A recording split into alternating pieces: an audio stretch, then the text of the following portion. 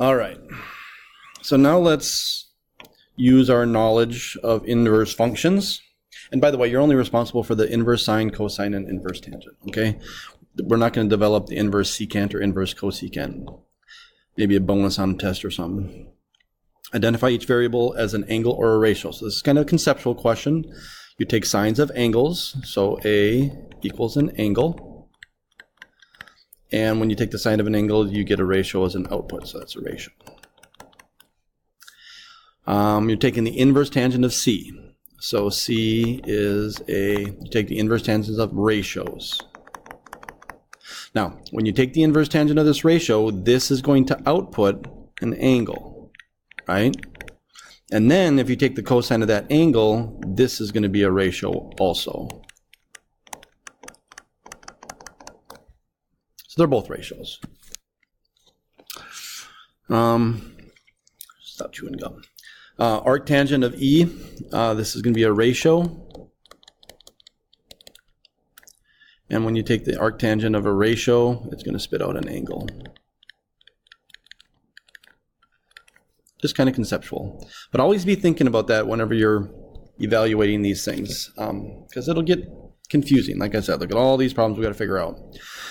All right, so you might want to have your unit circle out while you do this. I personally don't like using the unit circle. I don't like being reliant on that. So I just kind of just draw little pictures every time to help me. So evaluate the inverse sine of 1/2. So think about your unit circle. This is a ratio. Your ratio is 1/2. So the sine is the y coordinate. The y coordinate is 1/2 right across there. So there's two angles on the unit circle that have a sine of 1/2. There's an infinite number altogether. There's this one, there's that one, then you can go backwards to there, or 6 times around to there. So there's an infinite number of angles that have a ratio of 1/2. And on the unit circle, there's 2, but I can't have 2 answers because then it wouldn't be a function, right? You can't have 2 outputs for 1 input. So the question is, which of those infinite answers or which of those 2 answers do we want? Well, that's where you look at the output range of the inverse sine. The inverse sine is going to give you an angle in between those 2 values. So I obviously want this one. I want pi 6. Okay? Easy, right?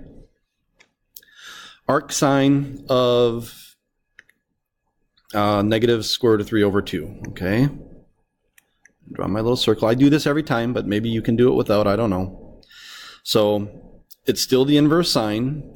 However, now I want the square root of 3 over 2. That's the big ratio. That's the long one. So that's going to be the one that's down here at these 2 spots. Those are the thirds, pi thirds and whatnot. This one is actually 1 pi third, 2, 3. This is 4 pi thirds, and this one is 5 pi thirds, right? So the question is, again, which one of those 2 do I want? Well, you might say the inverse sine will give me an angle in these 2 quadrants. That's where the output of the inverse sine function is. So the common mistake that you really got to watch out for then is saying, okay, that's 5 pi thirds. Because no, it's not. That's where the monster kind of comes into play. We got a monster in the 3rd quadrant here. You don't want to go all the way around to that angle. If you do that, you get eaten by the monster. We don't want to go through the 3rd quadrant. If you remember, it's the output range of the inverse sine is from negative pi halves to positive pi halves. So I want this angle right there, which is negative pi thirds. I want to get there the short distance rather than going around and getting eaten by the monster. So, I mean, we could check. I'll fire up the calculator to put one in just to show you that what I'm showing you is right. But that's how you do it. And that's what the monster is all about. All right. -1. The sine, the y coordinate is -1 right down here. Again, you might say, well, that's 3 pi halves. Nope. Got it ate by the monster. Eaten by the monster. We want the short distance to get there. I want to get there this way. That's negative pi halves. So let's maybe just put one of these in the calculator to verify. Let's do the inverse sine of negative square root of 3 over 2. Inverse sine, there's no arc. Actually, there may be an arcsine button. I'll look that up here in a second. But basically, I want to go negative square root of 3. Ah, dang it. Over 2. Negative pi thirds. That's what I got, negative pi thirds. I think there is an arctangent button. If you hit the catalog button and hit A, go down a little bit. Yep, see there's the arcsine and the arccos. But it'll do the exact same thing so that you don't really need it. If you take the arcsine of negative square root of 3 over 2.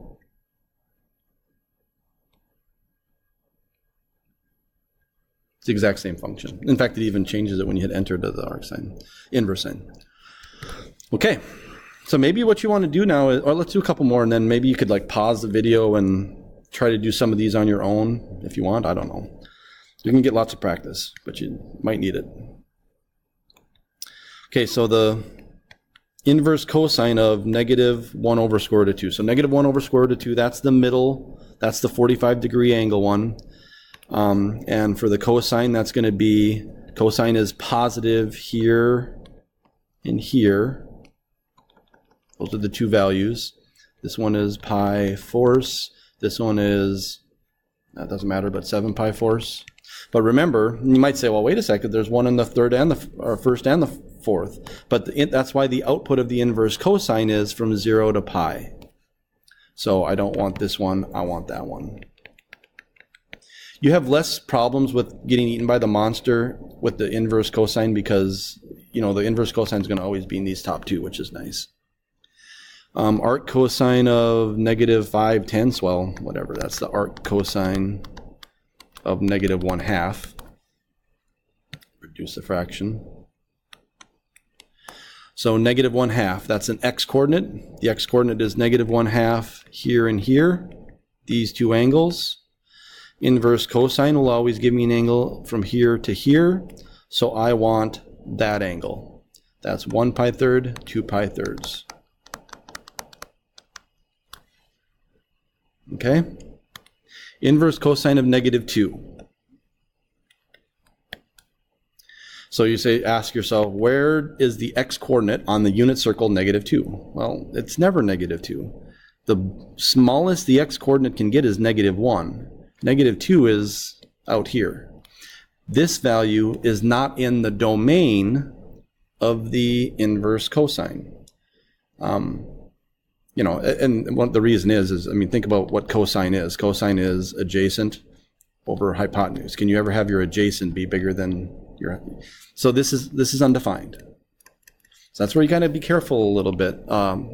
This is not a good ratio, so it's undefined, okay? All right. I want to try it on the calculator. Inverse cosine of negative 2. Non-real result. Interesting. Just like when we take the square root of a negative, we get an imaginary result. Well, when you start taking inverse trig functions of values outside the good ratios, you actually get imaginary numbers. In fact, if you were really, I don't know why I'm playing around with this because you don't really care, but, or I shouldn't say that. I should say you care more about understanding the stuff you need for the class. But let's put our calculator in imaginary mode and run that thing again, see what it looks like. Goodness gracious, look at how complex that is. Control Enter will give you something that, it's some kind of imaginary number. It looks like a pi and then some kind of weird, whatever, right? A lot of complex math. I have, by the way, I have no idea how to generate that.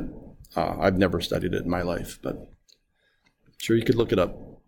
All right, inverse tangent of 1 over square root of 3.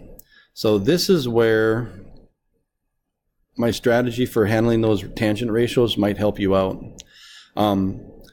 Remember the tangent ratios are 0, 1 over root 3, 1, square root of 3. So 1 over root 3 is going to be those small ratios.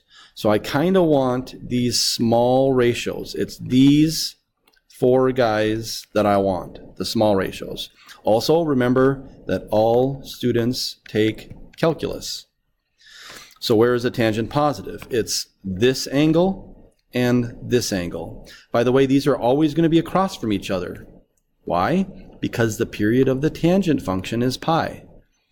So I don't want these two, I want those two. But which of those two do I want? Do I want the pi 6 or do I want the 7 pi 6? Well, the inverse tangent will always give you an angle, output an angle between here and here. So I want the pi 6. Okay?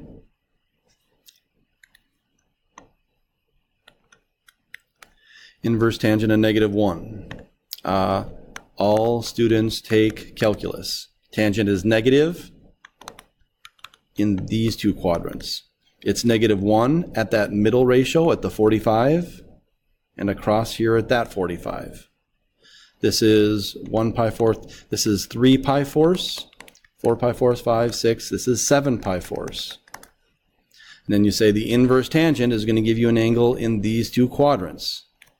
Common mistake, 7 pi fourths. Why is that wrong? It's because you got eaten by the monster. You went through the third quadrant to get to that angle. Don't want to do that. You want to go the shortcut. Right there. Negative pi fourths. Inverse tangent of -10. Okay, so this is kind of another trick one. First of all, the inverse tangent ratios range from 0 to 1 over root 3 to 1 to root 3 to infinity. It gets actually infinitely big here. So 10 is a good tangent ratio. It's just I don't have that ratio on my unit circle. Negative, it's actually going to be some kind of angle like right here or right down here. It's probably, well, inverse tangent is going to give me an angle in here. I can kind of even estimate it. It's going to be like negative, it's this right here. It's going to be like negative 89 point something, degrees or something like that. But I don't know what it is. So there is an answer to it. It's just I can't really find it without a calculator to approximate it. So I can't do it. You would just leave it. You say some number, I don't know what it is. Let's use a calculator to approximate it. If I take the inverse tangent of -10, if I hit enter, it can't do it either. If I hit control enter, it gives me a radian approximation. If I take that and hit my little decimal degree function, little dd function, this will convert the angle into a decimal in degrees. Control enter, sorry. 84.3 degrees. So I was wrong. It's 84.3 degrees. Okay. Let's try to finish these last three before the video time runs out. Oh, wow, these are compositions. Maybe this would be a good time to end this video. All right.